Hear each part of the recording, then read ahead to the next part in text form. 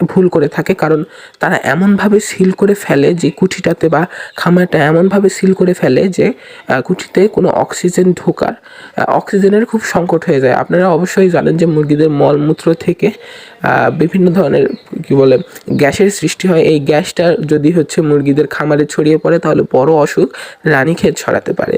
তো আপনারা এই বিষয়টা খেয়াল রাখবেন এবং মুরগিদের খামারটা অর্থাৎ মুরগিদের কুঠিটা যেভাবেই হোক পুরোপুরি যেন একেবারে সিল করে না দেন, আর বাহিরের যেন সব হাওয়া বাতাস হালকা পাতলা হলেও ভিতরে ঢুকতে পারে, অন্তত অক্সিজেনটা ভালো মতো যেন তারা পায়। তো এই বিষয়টাতে আপনাদের খেয়াল রাখতে হবে। এবং তার পাশাপাশি আমি আপনাদেরকে বললাম কীভাবে আপনারা মুরগিদেরকে সুস্থ রাখতে পারেন। তো আপনারা যদি মুরগিদেরকে মাখা খাবার অর্থাৎ বাড়িতে খাবার বানিয়ে খাওয়ান, যেমন পানি দিয়ে, তারপর খোল দিয়ে এবং এই ধরনেরই বিভিন্ন ধরনের উপকরণ দিয়ে যদি আপনারা মুরগিদেরকে খাবার বানিয়ে খাওয়ান পানি দিয়ে মেখে, তো সেই খাবারটা আপনারা রাতে এবং সকালে একটু স্কিপ করবেন, রাতে এবং সকালে একটু দিবেন না। তাহলে কী হবে, মুরগিদের যে ঠান্ডা আবহাওয়াটা বা ঠান্ডা ভাবটা মুরগিদেরকে খুব কম লাগবে। তো আমার একটু সর্দি কাশি হয়েছে, সেই জন্য আমার কথাটা আপনারা একটু খারাপভাবে শুনতে পারেন।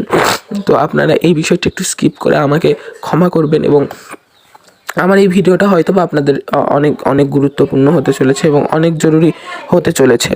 এবং তার পাশাপাশি আমি কোথায় ছিলাম, আমি ছিলাম মুরগিদেরকে কিভাবে আপনারা সুস্থ রাখবেন এই বিষয়টার কাছে।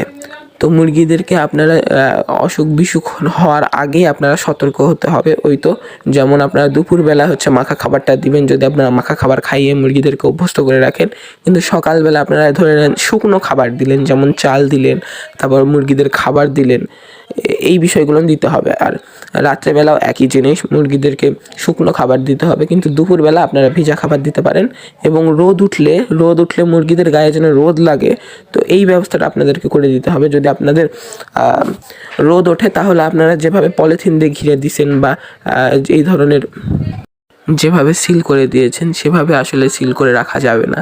যদি রোদ ওঠে তাহলে মুরগিদেরকে বাহিরের এই গরম আবহাওয়াটা অর্থাৎ রোদের আবহাওয়াটা গায়ে লাগতে দিতে হবে। তো আপনারা অনেকেই কুঠিতে মুরগি পালন করেন, আবার অনেকেই খামারে মুরগি পালন করেন। তো আমি আপনাদেরকে উপদেশ দিচ্ছি, যদি আপনারা খামারে মুরগি পালন করেন তাহলে আপনাদের লিটারটার দিকে অবশ্যই খেয়াল রাখতে হবে এই শীতের মধ্যে। কারণ লিটারটা যদি ভিজে থাকে বা লিটারটাতে যদি মলমূত্রের পরিমাণ বেশি হয়ে যায় তাহলে আপনাদেরকে সেই লিটারটা পাল্টিয়ে দিতে হবে। লিটার মানে আপনারা বুঝছেন হয়তো বা, মুরগিরা যেইটার উপর থাকে, মুরগিরা যেই গুঁড়োর উপরে বা আপনার চালের ভুসির উপরে যদি থাকে, তো তুষের উপরে যেই মুরগিগুলো থাকে সেটা আপনারা ভিজা রাখা থেকে বিরত থাকবেন। এবং মুরগি